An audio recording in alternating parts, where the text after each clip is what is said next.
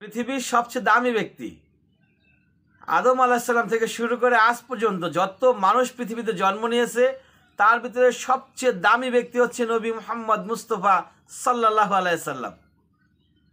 এমন কোনো সময় নাই, সেকেন্ড 24 ঘন্টার ভিতরে ন্যানো সেকেন্ডও বাদ যায় না যেই সময়টাতে নবী মুহাম্মদ মুস্তাফা সাল্লাল্লাহু সাল্লামের নাম পৃথিবীর মানুষ স্মরণ করেন না।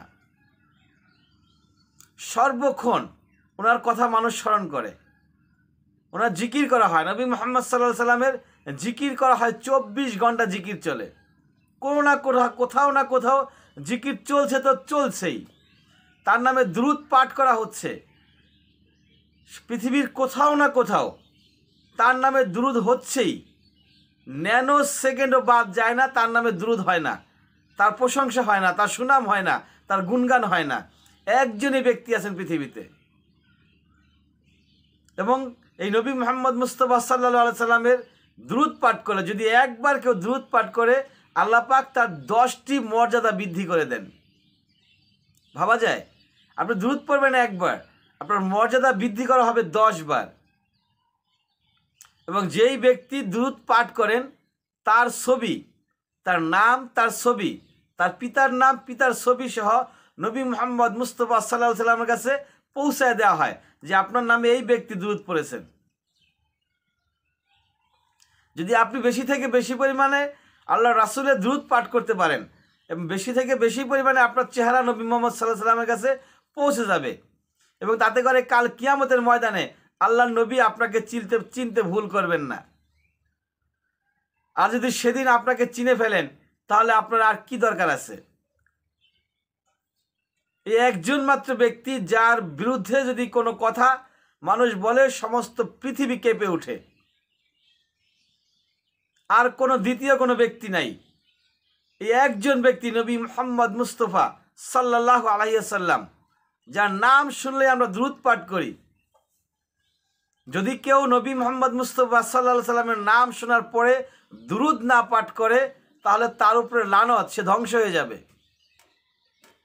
কথাটা কে বলেছেন? জিবরাইল আমিন বলছেন, এবং সঙ্গে নবী সাল্লাল্লাহু আলাইহি সাল্লামও আমিন বলেছেন।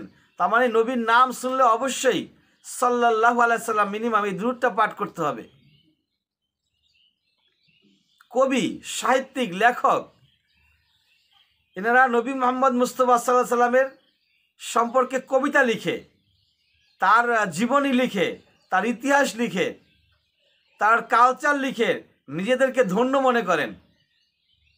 অনেক লেখক আছেন যারা মনে করেন যে আমি নবী মুহাম্মদ মুস্তাফা সাল্লাল্লাহু আলাইহি সাল্লামের ইতিহাস লিখে, জীবনী লিখে আসলে আমি আমাকেই পরিবর্তন করে ফেলেছি। আমার কবিতার সম্মান, আমার রচনার সম্মানটাকে আমি বৃদ্ধি করে দিয়েছি। আমি যেই বইতে লিখেছি সেই বইয়ের সম্মান বৃদ্ধি পাইছে। ভাবা যায়?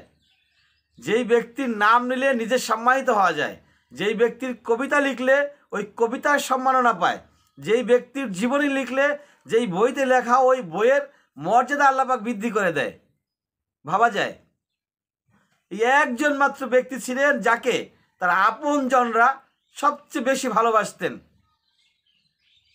তার আপনজন, তার স্ত্রী, তার সন্তান, তার প্রতিবেশী, তার চাচা, সবাই তাকে ভালোবাসতেন। আপনারা একটু ভেবে দেখেন যে আপনার ভাই, আপনার বোন, আপনার মা, আপনার স্ত্রী, আপনার আত্মীয় স্বজন আপনাকে কতটা ভালোবাসে।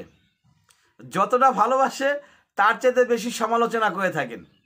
কোনো না কোনো সময় আপনার বিরুদ্ধে দেখা যায়, কারো কারো মাও তার বিরুদ্ধে চলে যায়, বাবাও তার বিরুদ্ধে চলে যায়, স্ত্রী তার বিরুদ্ধে চলে যায়। আপনি দেখবেন বাংলাদেশের ইতিহাস পর্যালোচনা করে দেখবেন যে এরা সাময়িক সময়ের জন্য আপন হয়ে থাকে, নিজের স্বার্থের জন্য, নিজের লাভের জন্য দূরে সরে চলে যায়। কিন্তু পৃথিবীতে একজন মাত্র ব্যক্তি ছিলেন নবী মুহাম্মদ মুস্তাফা সাল্লাল্লাহু আলাইহি সাল্লাম, যাকে সবাই বলতেন ইয়া রাসূলুল্লাহ। ওনার স্ত্রী ওনাকে বলতেন ইয়া রাসূলুল্লাহ, ওনার সন্তানরা ওনাকে বলতেন ইয়া রাসূলুল্লাহ, ওনার চাচা ওনাকে বলতেন ইয়া রাসূলুল্লাহ, ওনার বন্ধুরা ওনাকে বলতেন ইয়া রাসূলুল্লাহ।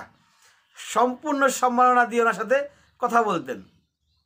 এই একজন মাত্র ব্যক্তি আমরা যদি এই একজন ব্যক্তিকে সম্মান দেখাইতে পারি, এই একজন ব্যক্তির সুন্নতগুলোকে মেনে চলতে পারি, এই একজন ব্যক্তির আদর্শে নিজেকে প্রতিষ্ঠিত করতে পারি, ইনশাআল্লাহ তাআলা সর্বোচ্চ সাফল্য আমাদের ভিতরে চলে আসবে, দুনিয়া এবং আখিরাত উভয় জায়গায়। তো সবাই আলোচনাগুলো একটু মনোযোগ সহকারে শুনে সে অনুযায়ী আমল করার চেষ্টা করবেন ইনশাআল্লাহ তাআলা। ওয়া আখির দাওয়ানা আলহামদুলিল্লাহি রাব্বিল আলামিন।